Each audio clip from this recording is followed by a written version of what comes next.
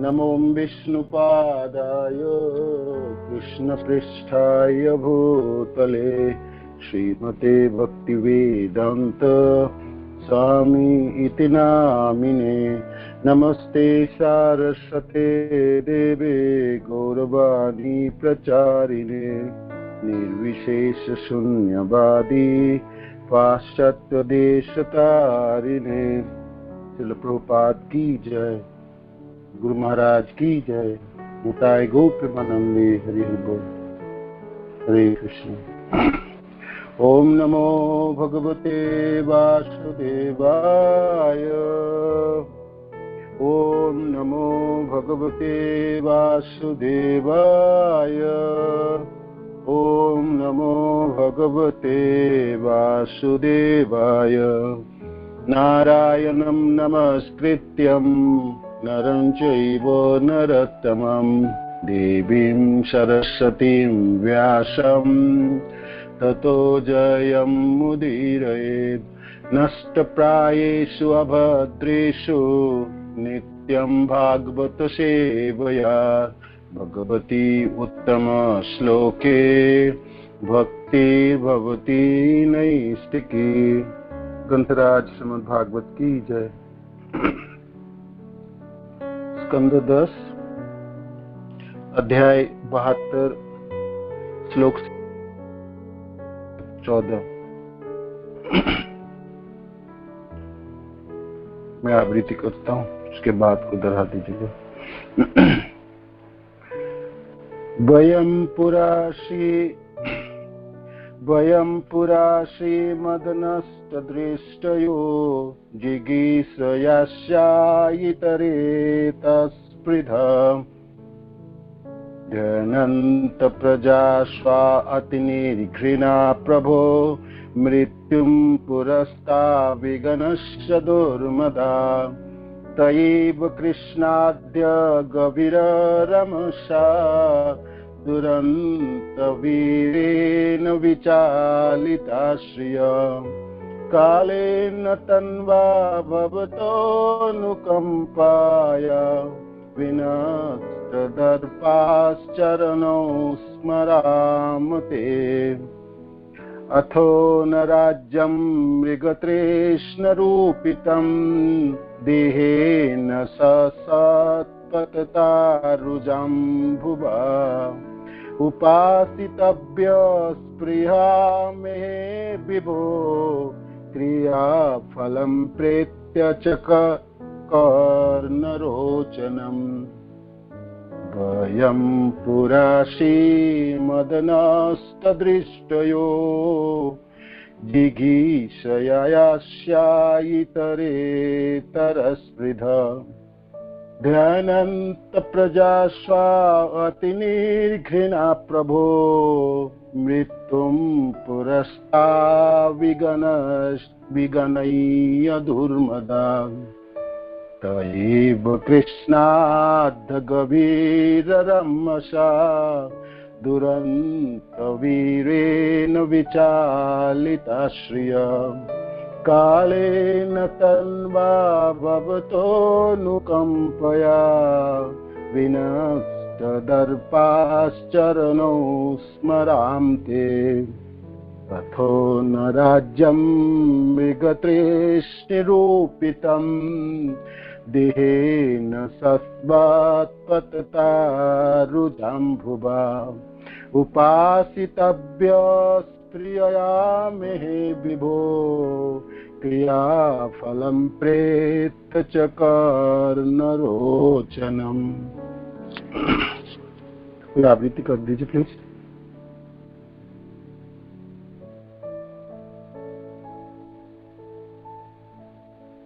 हरे कृष्ण।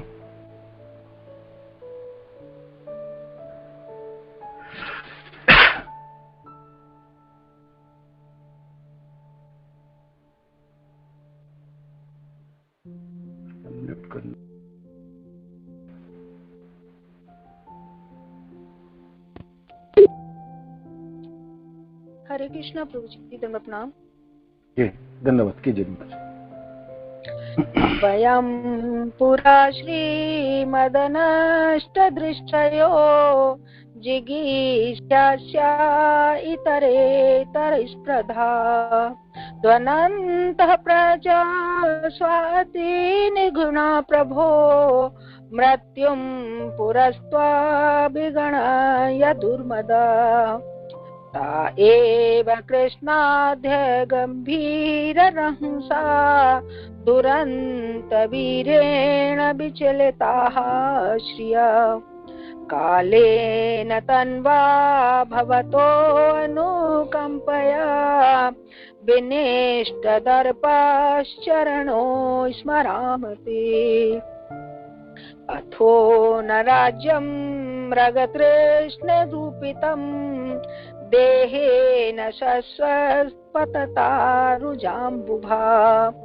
उपासितव्यं स्पृहामहे प्रभो क्रियाफलं प्रेत्य च कर्णरोचनम्।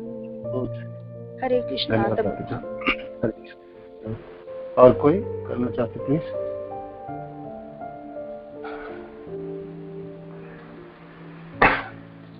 शब्दार्थ और अनुवाद श्रील प्रभुपाद की जय। वयम हम पूरा इसके पूर्व श्री ऐश्वर्य के मद नेसे से नष्ट विनष्ट दृष्टय जिसकी दृष्टि जिगीषया जितने की इच्छा से अस्या इस पृथ्वी इतर इतर एक दूसरे से इस स्पर्धा लड़ते झगड़ते ध्यानंत आक्रमण करते प्रजा नागरिक स्व अपना निजी अति अत्यधिक निर्घृणा क्रूर प्रभो हे प्रभु मृत्यु को पुरः समक्ष त्वा आपको अविगण्य परवाह ना करके दुर्मदा उद्धत ते वे एव निस्संदेह कृष्ण हे कृष्ण अद्य अब गभीर रहस्यमय रमहसा गतिशीलता दुरंत दुर्दम वीरेन बल से विचालितः चले जाने के लिए बाध्य हुए श्रीह हमारी ऐश्वर्य से कालेन समय से तन्वा आपका साकार रूप भवतः आपको अनुकंपया कृपा से विनष्ट दर्पा जिसके गर्भ चरणों दो पांवों को स्मरण करे ते तुम्हारे अनुवाद। इसके पूर्व धन के मद से अंध होकर हमने इस पृथ्वी को जीतना चाहा था और इस तरह हम अपने ही प्रजा की क्रूरता पूर्वक यातना देते हुए विजय पाने के लिए एक दूसरे से लड़ते रहे। हे प्रभु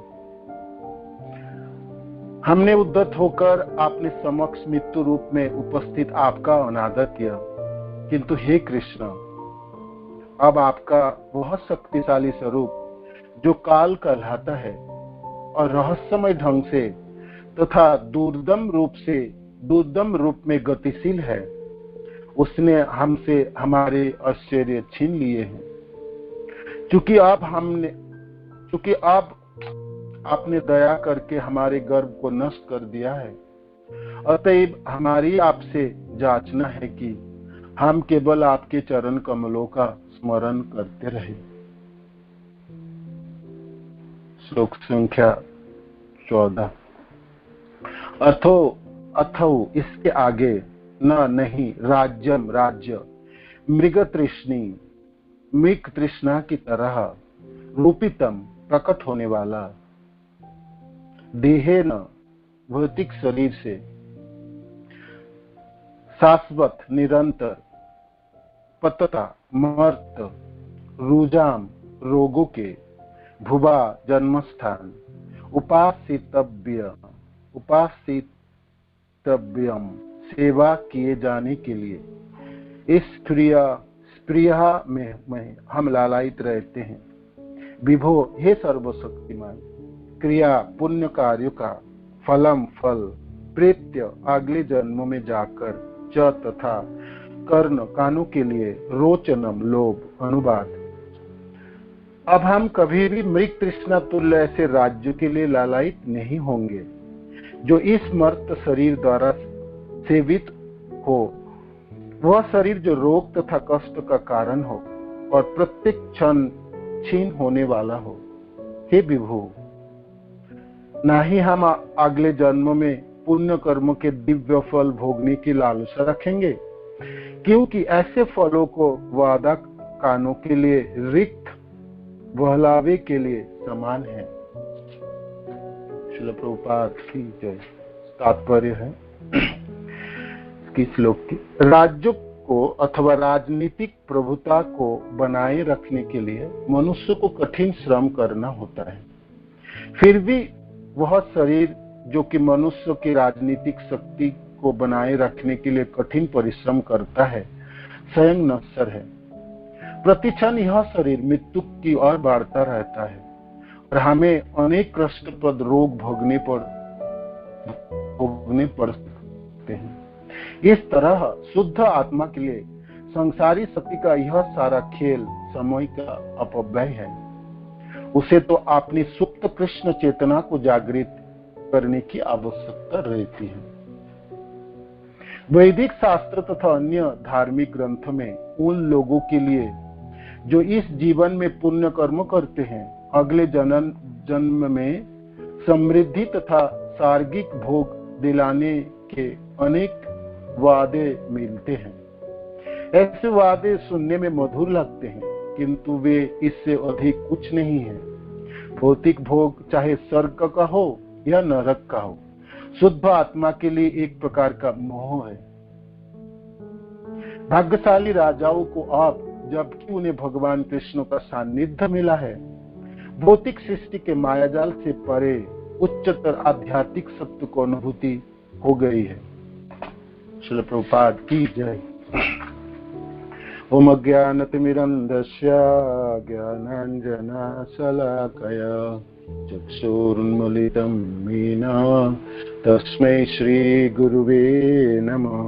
श्रीचैतन्यमनोभीष्टं स्थापितं येन भूतले स्वयं रूपकदा मह्यं ददाति सपदान्तिकम्।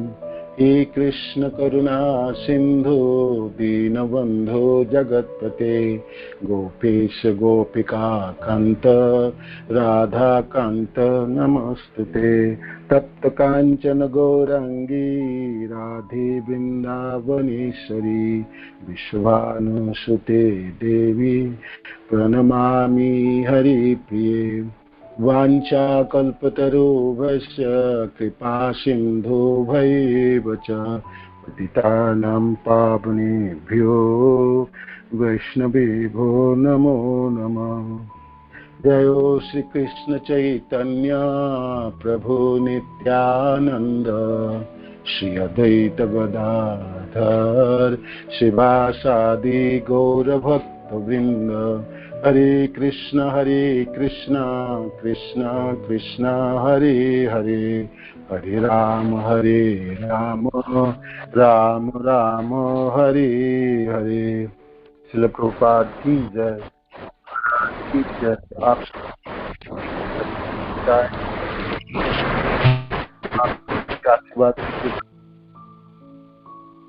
भागवत के श्लोकों की मैं सेवा कर पाऊं। हरे कृष्ण। तो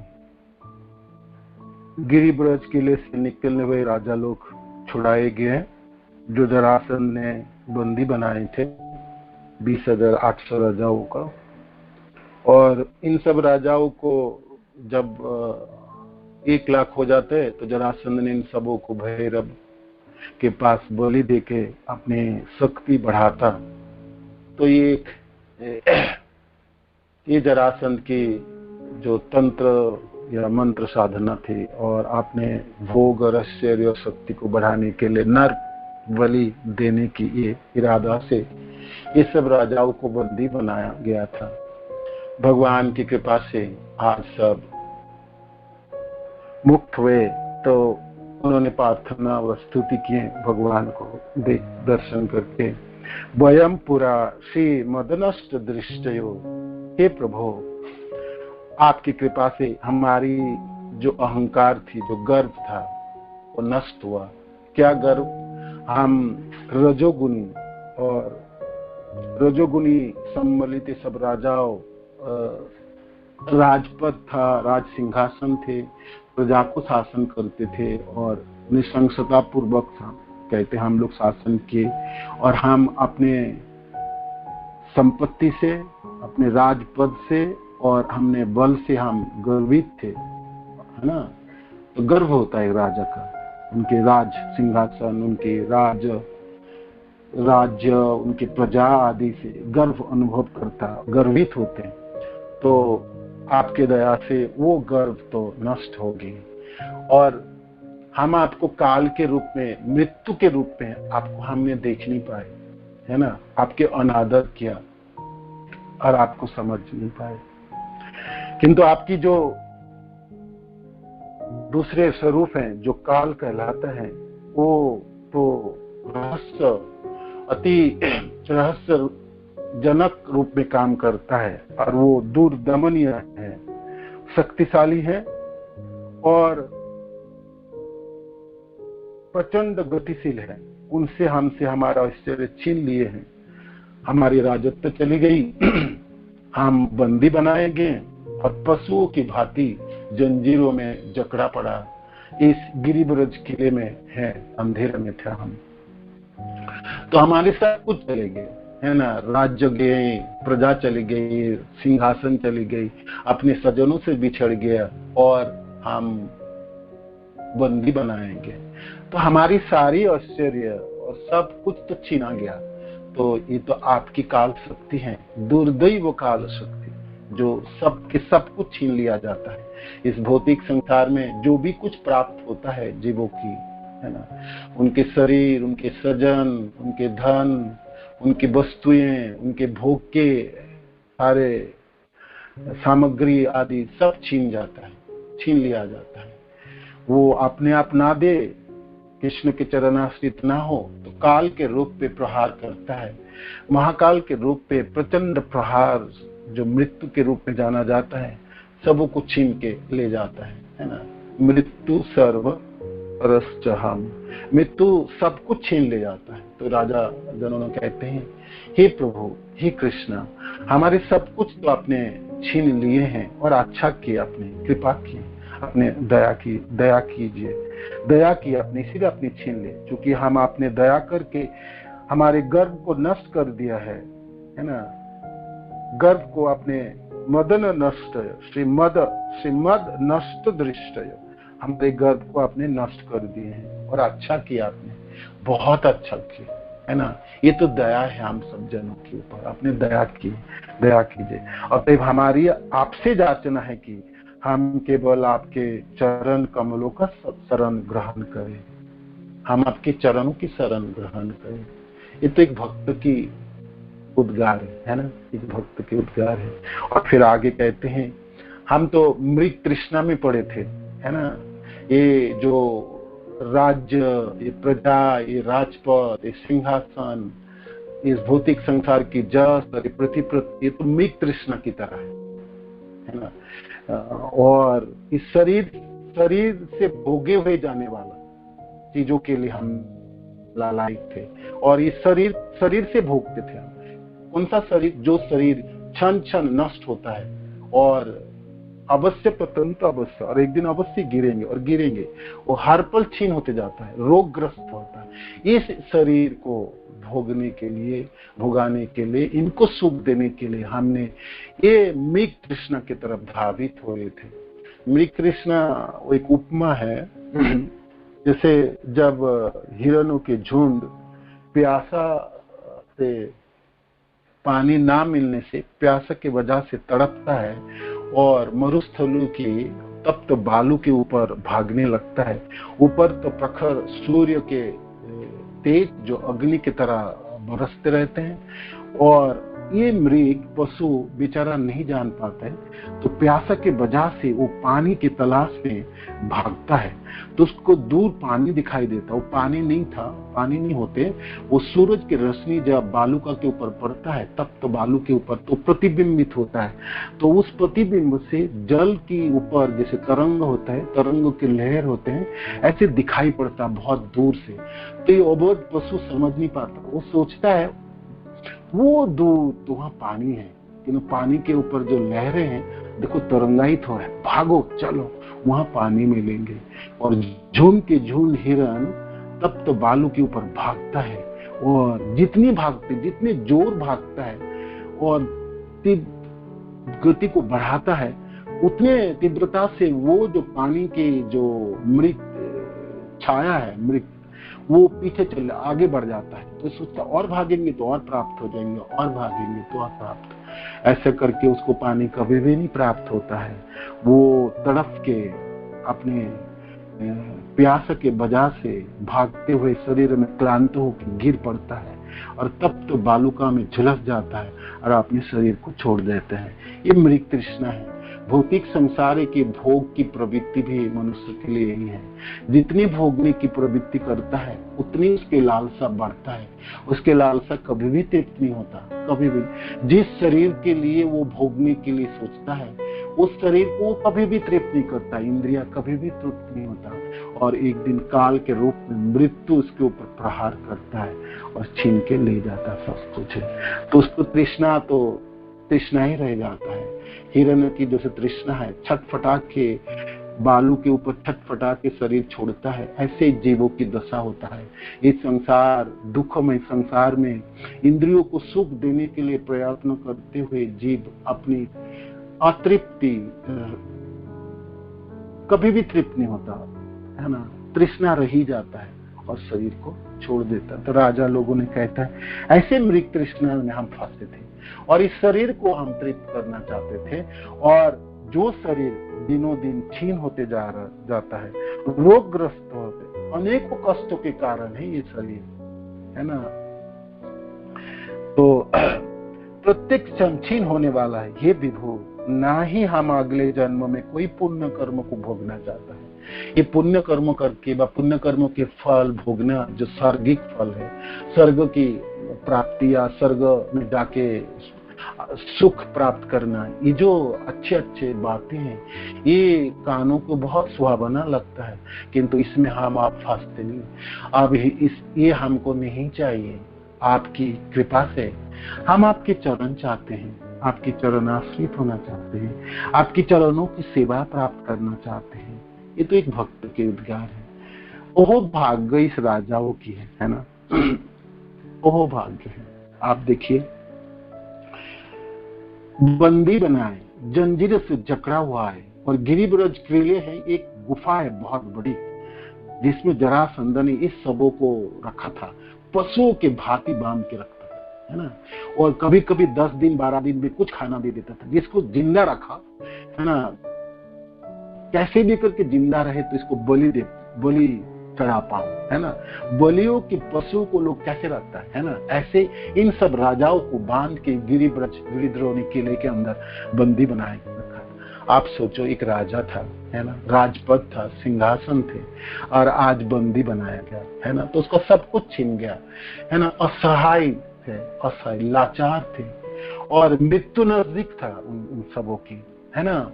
खुद मर जाए और नहीं तो बलि तो चढ़ी जाएंगे, है ना। तो हर पल वो मर रहा, है ना, पल पल पे मर रहा था। असहाय अवस्था थी, है ना, लाचारी थी, और ग्लानि थी हृदय में, है ना। दुख थे, घनीभूत दुख चारों तरफ घिरा हुआ, जकड़ा हुआ था। कुछ भी क्षमता नहीं थे, कुछ भी नहीं कर सकते। वो जानते थे 10,000 हाथियों के बल रखने वाले जरासंध से हम कोई नहीं छुड़ा पाएंगे, ना हम कभी मुक्त हो पाएंगे। तो इसी कष्ट में, ऐसी दुर्दैव परिस्थितियों में, असहाय अवस्था, लाचारी में भाग्य जाग उठी इस राजाओं की। सहारा इन्होंने द्वारकाधीश कृष्ण की शरणापन्न हो गए। सुने थे भगवान कृष्ण को ख्याति तो सर्वत्र व्याप्त होती, पूरे संसारों में फैला हुआ। ये सब राजाओं ने सुने थे, है ना, नारद आदि भक्तों के मुखों से सुने थे। भगवान के भक्त जन जो भगवान के गुणगान सर्वत्र करते रहे, भगवान की लीलाएं और भगवान की गुण गाथा तो संसार में चारों तीनों लोकों में फैला होता है। तो भाग्य इन लोगों की थे जो इन्होंने सुने थे किसी न किसी मौके पे। जो देखो भाई, इस संसार में छुटकारा देने वाला तो एक ही व्यक्ति होता है और वो है द्वारकाधीश कृष्ण है। हम कैसे भी करके उनके शरणापन्न हो जाते हैं तो हम मुक्त हो सकते हैं।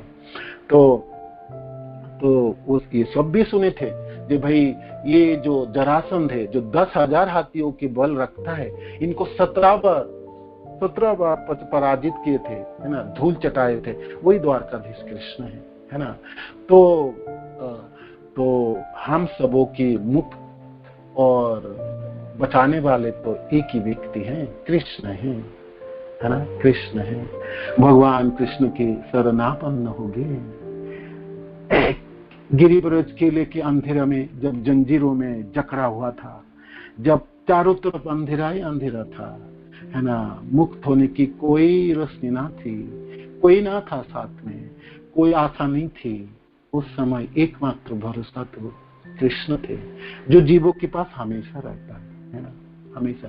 जब हार दरवाजा बंद हो जाता है, सब कुछ बंद हो जाते हैं, सर्वत्र ग्लानि छा जाती है, असहाय अवस्था होती है लाचारी, जब कुछ भी करने के लिए नहीं रह जाता है, तो सिर्फ दो ही रास्ता है, अपने को मार दो जो पाप, आत्महत्या कर लो जो पाप है ना। आत्महत्या करने से कोई जीवन की समाप्ति थोड़ी होती है, तो दूसरे जीवनों की शुरुआत हो जाएंगे। मृतस्य ध्रुव जन्म के बाद ही मृत्यु और मृत्यु के बाद ही फिर जन्म होता है ना, जातस्य ही ध्रुव जन्म मृत है ना। तो अपने को हनन कर दिया जाए, मार दिया जाए, तो फिर हाथ में लगेंगे पाप, है ना, घनीभूत पाप लग जाएंगे, और अगली बार जो जन्म तो वो शरीर भी ना प्राप्त होगा, तो प्रेत की शरीर भटकते रहेंगे, है ना, जीवात्मा दुखों के अंधकार में जाके गिर जाएंगे। और दूसरे रास्ता है मृत्यु के लिए दिन गिनते रहे, काल के रूप में भगवान प्रहार करे और शिकार करे, वो भी मृत्यु पराजय की तरह है ना। मृत्यु में आपको महाकाल के रूप में भगवान प्रहार करे, वो तो सद्भुत जीवन की पराजय स्वीकार करता है जीव। किंतु जीव के पास एक रास्ता है, वो कृष्ण की तरफ शरणापन्न हो जाए, है ना, कृष्ण की चरणाश्रित हो जाए, कृष्ण के नाम फोटो में ग्रहण कर ले, है ना, तो फिर वो बच सकता है ना, उसको भरोसा मिल सकता है ना, वो भय को जीत सकता है, भय को जीत। और इस राजा लोगों ने वही किए। अंतिम क्षणों में जब देखिए असहाय अवस्था है, कोई नहीं बचाने वाला है, इस गिरिब्रज किले के अंधेरा से कौन बचाने वाला है, तो उन्होंने सहारा ले लिए, है ना, भव भय भंजनहारी, भगवान कृष्ण के सहारा ग्रहण कर ले, फोटो में नाम उच्चारण कर ले, हे कृष्ण रक्षा कीजिए, हे द्वारकाधीश आप दया कीजिए, आपके बिना हमारा कोई नहीं है, कोई नहीं है ना। ये भाग्य है जीव की, सद्बुद्ध भाग्यवान, बाकी सौभाग्यवान या भाग्यवती तो किस चीजों की है। इस संसार में मनुष्यों के दिए गए आशीर्वाद किस कामों की है। संसार में, भौतिक संसार में वस्तु में जकड़ना है और जकड़ के अपने पापों को बढ़ाना है। भाग्यवान तो वो व्यक्ति है जो कृष्ण के आश्रय ग्रहण कर लेता, वो शरणापन्न हो जाता है ना, और पुकारता है, हे कृष्ण, हे द्वारकाधीश, आप ही रक्षा कर सकते हैं इस काल कोठरी से, इस अंधेरा से, ये प्रसुबद्ध जीवन से आप ही मुक्त दिला सकते हैं, है ना। भाग्य जाग उठी इस राजाओं की, जिसके कथाओं को हम सुन रहे हैं, है ना। ऐसे भाग्यवान राजाओं हैं जिसकी भागवत में उनके वर्णन है, नहीं तो सदियों में इतिहास के पन्ने भरे हुए राजाओं से, राजड़ी की कथाओं में कहाँ हम उनको याद करते हैं। भाग्य तो इस राजाओं के हैं। क्यों?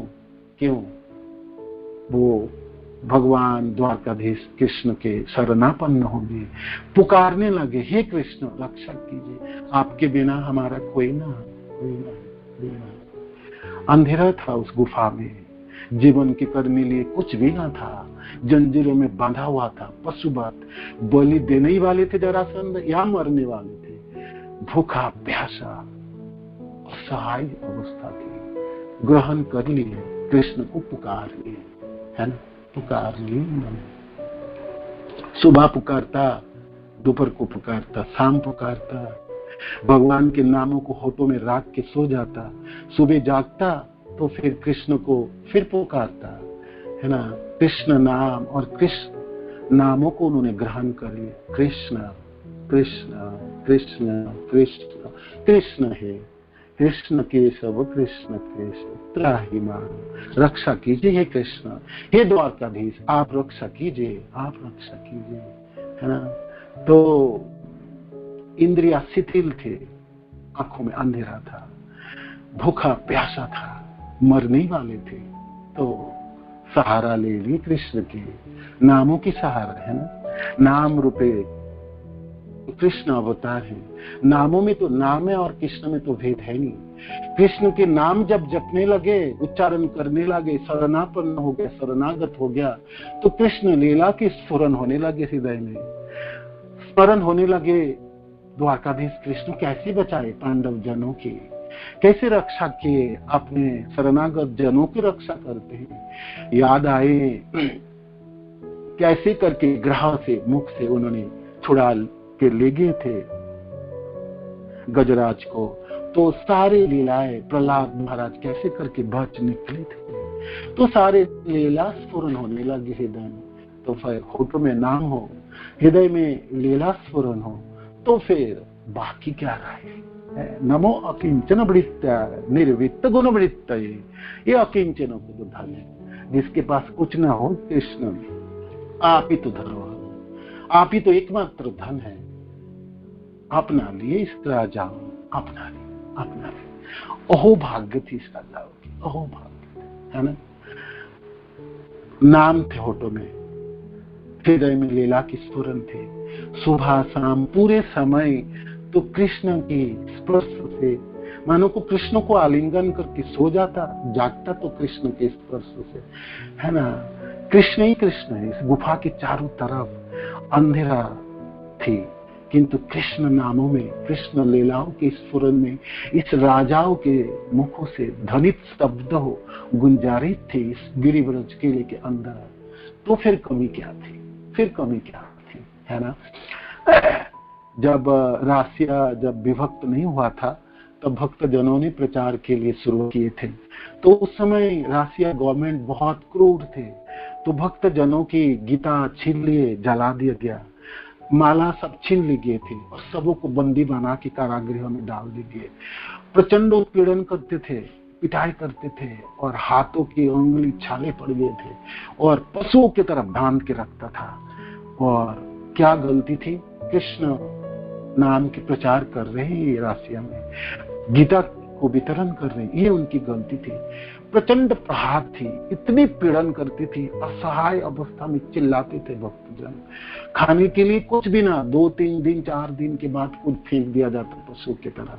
तो रोटी तो नहीं था, ब्रेड फेंका जाता था।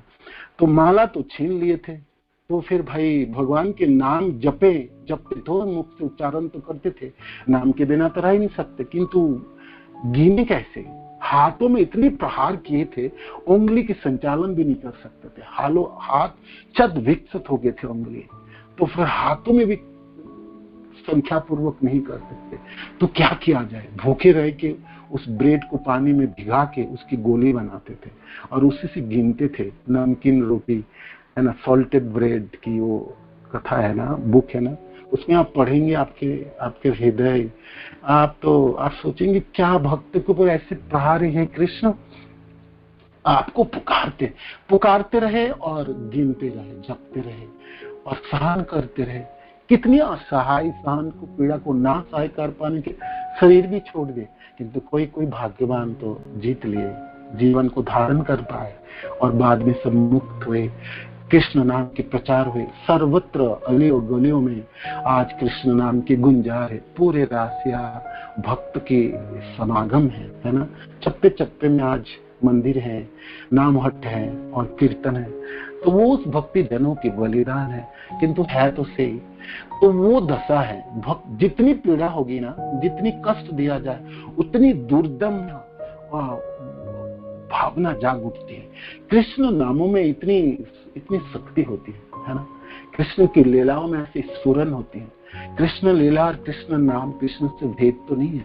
तो कृष्ण शक्ति से शक्तिमान होकर भक्तों के मनों में एक भावना जागृत होती है। वो हारना नहीं चाहता, वो कृष्ण को भूलना नहीं चाहता है। और इस राजाओं ने ऐसे ही चीज को आज अपना लिए थे, है ना, अपना लिए थे। तो भगवान चल के आए मगध अपने शरणापन्न जनों को। और इस राजाओं ने एक दूत भी भेजे थे, हमने कथा सुनी ना पीछे, दूत भेजे थे। भाई कैसे भी करके भेजा होगा, मानो कि प्रहरी को कुछ घूस पैसा देके कैसे भी करके अपने बाहर के जनों से उन्होंने संजोग स्थापन, उनके माध्यम से उन्होंने खबर भेजाया था द्वारकाधीश के पास, जी हे विभु, हे जनार्दन, आप ही हम सबको बचा सकते हैं, हम आपके सेवक हैं, हम आपके शरणापन्न हैं, हमारे पास तो और कोई नहीं है, हे कृष्ण, आपके बिना कोई नहीं है, आप बचाए, है ना। आप रख लेंगे तो बचा लेंगे तो बच जाएंगे, नहीं तो और कुछ रास्ता तो हमारे पास कोई रास्ता नहीं है, कोई रास्ता। हे जनार्दन, हे प्रभु, आप, हम सब आपके शरणापन्न हैं, शरणापन्न है। आप शरणागत तक हुए, शरणागत वत्सल है। आप शरणापन्न जनों को आप रक्षा करते हैं, सदियों से हम सुने हैं, हमको पता है। तो हम आपके शरणापन्न, हमारे पास कुछ भी नहीं है आप, और हम इस 10,000 हाथी वाले शक्ति वाले जरासंध को हम पराजित नहीं कर सकते, बंदी बनाएंगे, पशुओं की तरह बांधा हुआ है। आप रक्षा कीजिए, हे केशव, रक्षा कीजिए, रक्षा कीजिए। भगवान अपने जनों के से कैसे रह सकते हैं, चल के आए मगध, है ना। जरासंध को मार के युधिष्ठिर को आनंद सुख प्राप्त कराना था, और इस राजा जनों को छुड़ाना भी था, है ना, मुक्त कराना और दर्शन भी देना था। इसीलिए जब जरासंध मारा गए और उनके पुत्र सहदेव को राजा बनाए, तो भगवान तुरंत आदेश दिए सब राजाओं को छुड़ाया जाए, है ना। किरीवरद किला की दरवाजा खुल गई, राजा लोग सब बाहर आने लगे, है ना। इतने दिनों तक अंधेरी गुफा में बंद था, तो बाहर आते सामने खड़े हुए देखे चतुर्भुज द्वारकाधीश कृष्ण, शंख चक्र गदा पद्मधारी कृष्ण खड़े हुए हैं, है ना। जिस कृष्ण के नाम इनको फोटो में थे, जो उस कृष्ण को निरंतर याद करते थे, है ना, वो कृष्ण आज चल के सामने खड़े। तो भाई सुखदेव महाराज तो गिरिव्रज किले के दरवाजे के सामने खड़े हैं आपको बताने के लिए, हैं। और राजा लोगों ने एक एक करके निकल रहे हैं, तो मलिन वस्त्र हैं, भूखा प्यासा है और शरीर झुक गए हैं, है ना, पशुओं की तरह बांधा हुआ रखा हुआ था, खाना में कुछ भी नहीं देता था, कैसे भी करके शरीर को बचा के रखे थे। इतने दिनों तक बाहर के कोई दृश्य देखे नहीं, तो निकलते हुए आंखों में जब खोले तो खोल के सामने देखे तो देखे द्वारकाधीश कृष्ण खड़े हैं। जैसे गोमती नदी में स्नान करके सीढ़ियों में चढ़ के जब मंदिर में प्रवेश करके भक्तजन ललाई थे, लोलुप आंखों से खड़े रहते थे भगवान की एक झलक दर्शन करने के लिए। उस समय आंखों सारे भक्तों को देखने लायक होते हैं, सबों की निगाह उस तरफ है, कहाँ, जहाँ कपाट खोले और द्वारकाधीश की दर्शन हो, है ना। आंख नहीं है, आंख तो प्याला है, पीने के लिए है उस समय। तो सामने चतुर्भुज कृष्ण खड़े हैं, है ना। भाई देखे तो देखे, कहाँ से देखे, चरण से देखते हैं, है ना। दोनों चरण है ना, जिस चरणों की पाने के लिए सदियों से कितने लोगों ने साधन भजन करते हैं, जिस चरणों में लक्ष्मी जी सेवा करती है, इस चरणों, जिस चरणों में लालायित होके अपने भक्तजन अपनी सारी निवेदन ज्ञापन करता है, तुलसी महारानी माला बन के चरणों की शोभा बढ़ाते हैं, है ना। उधर दोनों चरण, हे कृष्ण आपके चरण बहुत ही सुंदर है, और उस चरणों में तो तलवे तो लालिमा ही है, सूर्य उगता हुआ सुबह की है जो लालिमा ही है, वो दोनों चरणों की तलवे तो लालिमा जुटते हैं। और वो दोनों चरण जो सबको आश्रय प्रदान करने वाले, सब जनों को आश्रय देने वाले, तो लालायित, सब लोग लालायित होते हैं। तो राजा लोगों ने तो लालायित, जी हे कृष्ण हम आपके चरण आश्रित हैं। तो दोनों चरण कृष्ण के हैं, और पहने हैं पीताम्बर, है ना, बिजली की भांति शोभायमान पीताम्बर, कमर में कमर बंद है, और 4 भुजा हुए हैं, शंख चक्र गदा पद्मधारी कृष्ण है, गले में बनमालाएं हैं, और साथ साथ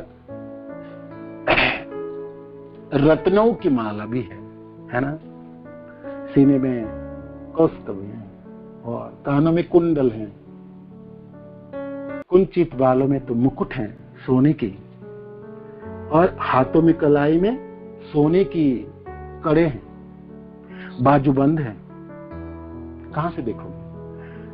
सुखदेव महाराज आपको पूरे झांकी दर्शन करा रहे, खुद भी देख रहे हैं, मानो कि सबको निमंत्रण दे, देखो आओ मेरे पीछे पीछे आके देखो तो सही, आपको देखने के लिए मिलेंगे, है ना।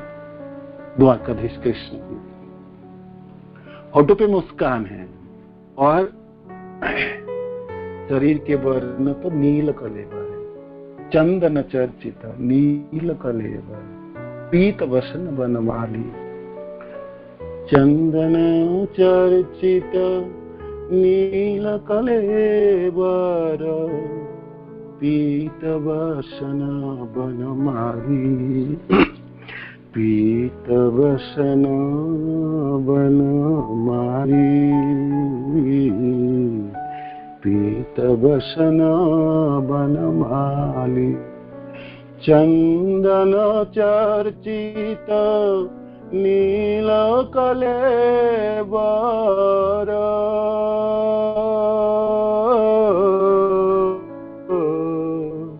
पीत वसन बनमाली, पीत वसन बनमाली, केली चलन मणि कुंडल, मंडित गंध जुग स्मित सली, गंध जुग स्मित सली, नील कलेवर, घन श्याम वर्ण है ना, नील वर्ण है। आकाशों में मेघ जब जमती हैं, जल कणाओं से पूरित मेघों से पुंजीभूत मेघों जब होती हैं, बारिश शुरू नहीं हुई उससे पहले उस पे विद्युत चमकती हैं, तो जो शोभा है वो शोभा है कृष्ण की, है ना। नील कलेवर, श्याम वर्ण है, पीत वसन धारण की, गले में बनमालाएं हैं, कानों में कुंडल है, और होठों पे मुस्कान है, होठों पे मुस्कान है ना। तो भाई आप करे क्या राजा लोग, बताओ क्या करेंगे, है ना, क्या करेंगे? एक एक करके सब देख रहे, आंखों खोलते गिरिव्रज किले से बाहर आते सामने खड़े हुए देखे, तो क्या करेंगे आप बताओ, क्या करेंगे? सुखदेव महाराज की भाषा शैली देखो, आओ पढ़ते हैं, कहते हैं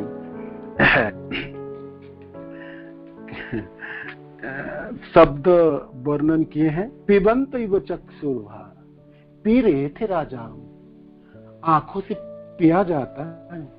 हे परमहंस चूड़ामणि, हम तो ये नहीं समझ पा रहे हैं आप क्या बोलना चाहते हैं। सुखदेव महाराज कहते पिबंत इव चक्षुर्भा, आंखों से पी रहे थे। भाई आंखों से पिया जाता है, पीने के लिए तो होठ चाहिए, भूखों से पिया जाता है। कोई स्वादिष्ट वस्तु है, पिबंत एव चक्षुर्भा, आंखों से पी रहे थे। सुखदेव महाराज वर्णन कर रहे थे, पी रहे थे प्याला भर के, दोनों आंख आज तो प्याला बनी है ना।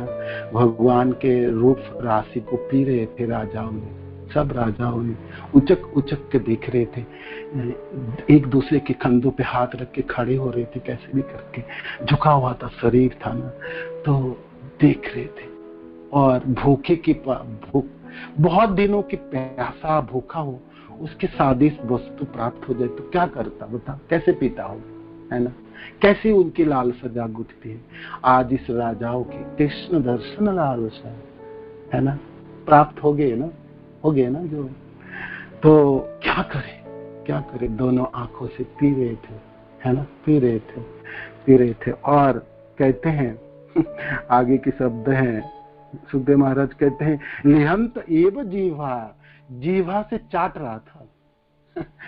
क्या चाटेंगे भाई, क्या चाटेंगे। भूखे हुए व्यक्ति को कोई सुस्वाद पदार्थ मिल जाता है तो कोई कैसे चाटता है, देखा है ना आपने, कैसे चाटते हैं। एक बार जब हम जगन्नाथपुरी के दर्शन करने के बाद वापस आ रहे दिल्ली की तरफ, तो भुवनेश्वर पहुंचे तो सबों के मनों में भावना जगी, भाई खीर चोरा गोपीनाथ को दर्शन हो नहीं पाए तो कम से कम प्रसाद मिल जाता तो हो भाग्य होता। तो गुरुदेव से हम सब वर्णन कर ही रहे थे, तो गुरुदेव ने किसी को फोन किया, तो गुरुदेव ने कहा मेरे एक भक्त आ रहे दर्शन करने के लिए बालासर, तो हम बोलते हैं उनको कुछ, तो बोलते हैं किंतु बोले नहीं महाराज, और किसी काम में व्यस्त रह गए। हम बालासर पहुंचे, वो भक्त आए तो आए, गुरुदेव को दर्शन करने के लिए आए, गुरुदेव को प्रणाम करने के लिए आए थे। अपने साथ में बहुत सारे प्रसाद लेके आए, वो खीर जो मिट्टी के कुल्हड़ों में होती है, उसको अमृत के लिए कहते हैं ना गुरु माँ के नाम, तो अमृत के लिए बहुत प्रसिद्ध है ना। तो सबों को तो ऐसा था नहीं आशा जी कम से कम प्रसाद में किंतु मिल गए, तो सब तो बहुत आनंदित हुए। तो थोड़ी थोड़ी करके पाए, तो मिट्टी के कुल्हड़ों को सब लोगों ने फोड़ा और वो चाट रहे थे, है ना, उंगली से। वो इतना स्वादिष्ट होते हैं, चाट रहे थे। तो कम था प्रसाद और इतने लोग थे तो चटने के लिए मिला बस, है ना। तो लिहंत जीवारो, सुस्वाद पदार्थ को जैसे चाटा जाता होगा, ये राजा लोगों ने भगवान के सामने आके जीभा फैला के चटनी रहे थे। अपने मनों में, इंद्रियों में ऐसे सोच रहे थे जी ये चाटने योग्य है ये कृष्ण, है ना। कहां से कहां देखेंगे, चरणों से चाटेंगे। लिहंत जीवा, सुखदेव महाराज ने खड़े हैं ना सामने, तो अपने भावनाओं को अपने शब्दों में, वाणियों में प्रकाशित कर रहे थे, राजाओं की भावनाओं को वर्णन कर रहे थे। लिहंत वो जीवा से जिसे चाट रहे थे, है ना, छोड़ नहीं पा रहे थे, जो आंखों से पी रहे थे, जीवा से चाट रहे थे, और नासाओं से, नाकों से सूंघ रहे थे गंध को, है ना। भगवान के शरीर से एक अद्भुत सुगंध निकलते हैं।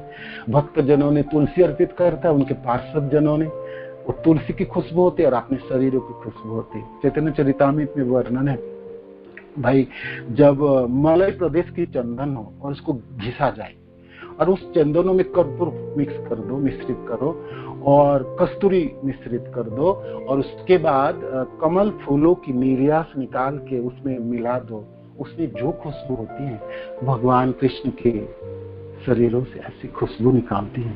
तो एक बार किसी के नाकों को मिल जाए तो वो नाक जो है सूंघने के लिए हमेशा त्रस्त रहता है, ये कहाँ जाने से मिलेगा ऐसा खुशबू, कहाँ जाओ, है ना।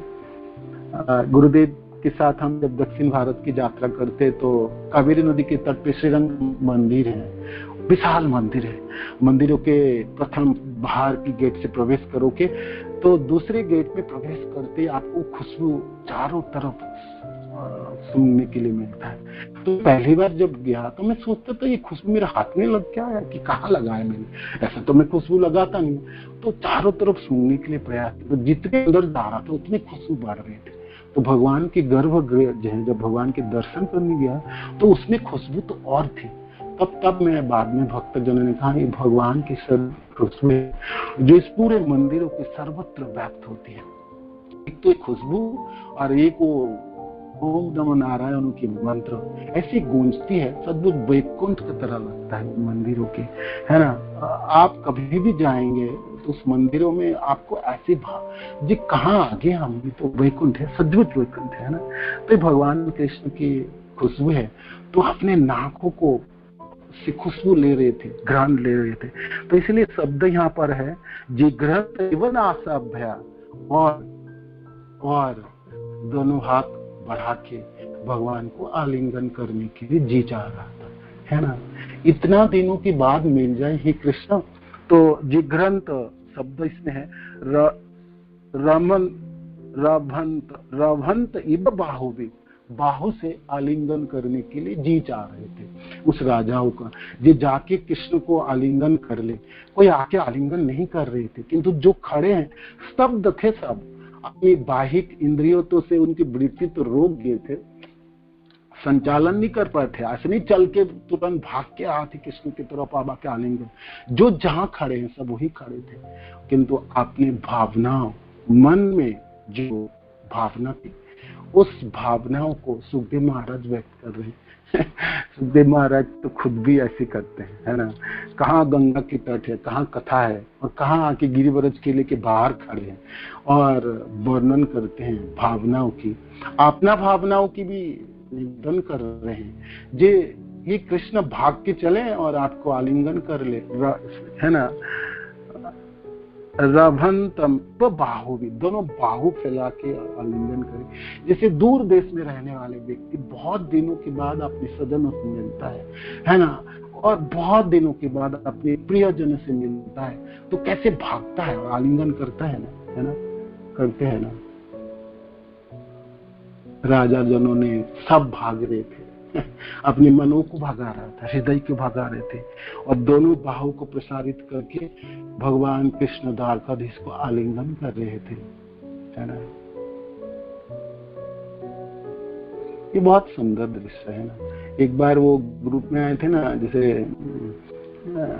हनुमान जी भगवान राम को आलिंगन कर रहे थे। भक्त कितना प्यार से आलिंगन करता है ना, प्रेम है ना, प्रेम से आलिंगन है। तो इतनी दिनों की तृष्णा थे इस राजाओं की, आज प्राप्त हो गए, आज प्राप्त हो गए, है ना। क्या करेंगे, बाहु तो बढ़ाएंगे नहीं, बढ़ाए, आलिंगन कर रहे थे, और फिर सब आपने सब सिरों को झुका के प्रणाम कर रहे हैं, है ना। इतने करने मात्र से उनके जो थोड़ी बहुत और भी पाप थे वो भी सब चले गए। एक तो दर्शन प्राप्त हो गए, और भगवान को उन्होंने प्रणाम कर रहे थे, झुक रहे थे, अपने सिर को झुका रहे थे, और अपने दोनों चरणों में प्रणाम प्रणुति निवेदन कर रहे थे, है ना। प्रणेम शब्द यहाँ पर है, प्रणेम, प्रणाम।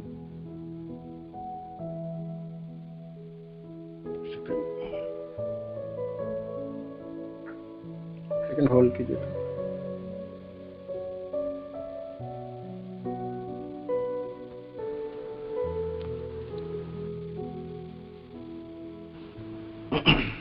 तो प्रणाम निवेदन कर रहे थे।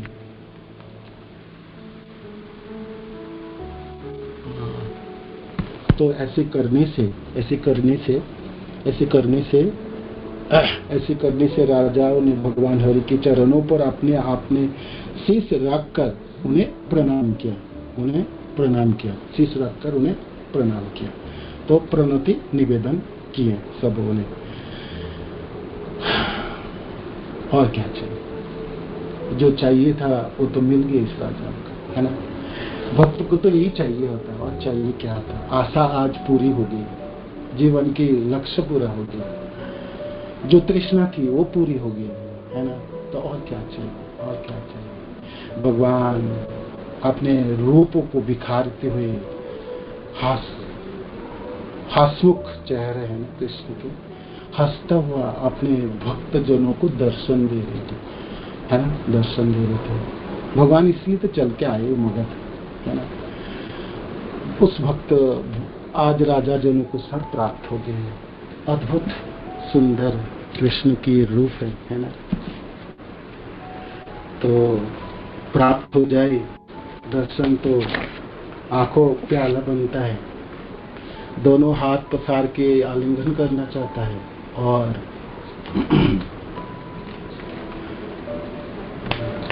जीवा से चाटने का मन करता है ना। तो भक्त ठीक कहते हैं, जो किसने बनाया है कृष्ण आपको? कोई मानो को अमृत को छानकर उसमें उसको घनीभूत किया और उसमें सुधा उड़ाल दी, है ना। और नहीं तो अमृत सार ऐसी चिकन देह है श्याम की, श्याम की तो ऐसी चिकनापना शरीर है, विग्रह है, और अंजन से रंजित है, दोनों आंखें खंजनों की तरह काम करता है ना। और जाने किसने घनीभूत ज्योत्स्ना राशि को स्थिर कर उसे भी निचोड़ कर मुख बनाया है इस कृष्ण की। फिर जबा कुसुम निचोड़ कर दोनों गंध तैयार किए, दोनों उनके गाले तैयार किए हैं। बिंबफल की जीत कर किसने ओष्ठाधर गठित के होंठ बनाए उस कृष्ण की, और इनकी भुजाओं है हाथी के सूंड की जितने वाली है। संग को जीता है कंठ देश ने, कंठसर ने कोकिल को जीता है, और पीले हरिद्रा को मिलाकर माने उन्हें किसने पीत वर्ण प्रस्तुत किया है। क्या उसी से पीतांबर अनुरंजित है, बनाया गया है ना, और हल्दी से रंजित करके पीतांबर बनाया गया। किसने विस्तृत प्रस्तर पत्थरों को मरकत मणि से मंडित किया, उनके वक्षस्थल की शोभा देखने ऐसा ही लगता है। और जाने किसने कानड़ फूलों की सुषमा मंडित किया है, ऐसा ही तन की आभा है, लावण्य है। कानड़ फूल में श्याम वर्ण की, नीले वर्ण की फूल उगती है इस वर्षा की ऋतु में, कानड़ पुष्प कहता है ऐसा। और फिर आगे किसी ने आदली अर्थात कलसी के निचले आधे भाग के ऊपर केले के पेड़ रख के वृक्ष को उल्टा रोप दिया, तो कैसी शोभा, ऐसे ही उसके उरु जुगल है, जंघे है की शोभा है। पैरों की अंगुलियों के ऊपर जाने किसने दर्पण रख दिया है। तो ये चंडीदास की ये पद है। सुधा छनिया केवा ओ सुधा धिले चोगो ते मोती समीरो चिको देहा। सुधा छनिया केवा ओ सुधा धिले चोगो ते मोती समीरो चिकन देहा। अंजन गंजिया केवा खंजन बसाइल रे चांद मिगाड़ी कोइल खेया खेया निगाड़ी केवा मुखानी वानाल रे जबानी गाड़िया कोइल गंड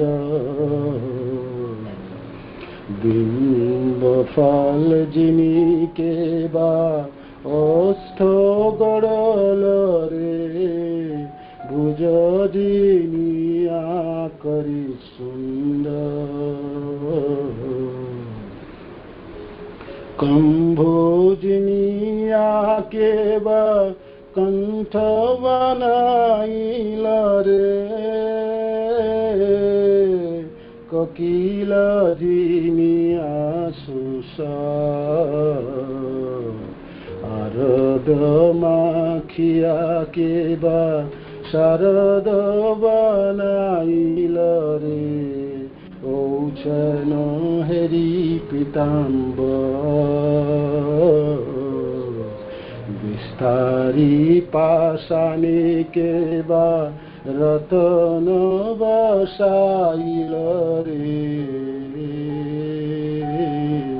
हेमती लागए बुतिर सभा कानड़ कुसुम केवा सुषम करिल रे एमती तनुर देखी गली ऊपरे के बा कतलीर पिल रे ओइछे न देखी उर जुग गली ऊपरे के बा दर्पण बसाइल रे चंडीदास देखे जुगे जुग सुधा छानिया के बा ओ सुधा ढेल चगो तेमती श्यामर चिकन देहा तेमती श्यामर चिकन देहा। हरे कृष्ण। धन्यवाद। प्रणाम श्री प्रभुपाद की जय, गुरु महाराज की जय, पिताय गौतमानंद हरे हरि बोल। हरे कृष्ण।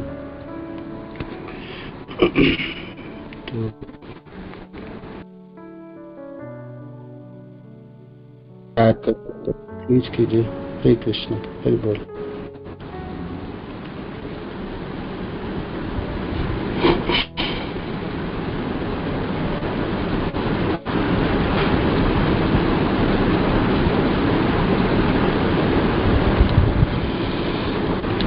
वांछा कल्पतरुभ्यश्च कृपा सिन्धुभ्यो च पतितानां पावनेभ्यो वैष्णवेभ्यो नमो नमः। श्री प्रभुपाद की जय, गुरु महाराज की जय।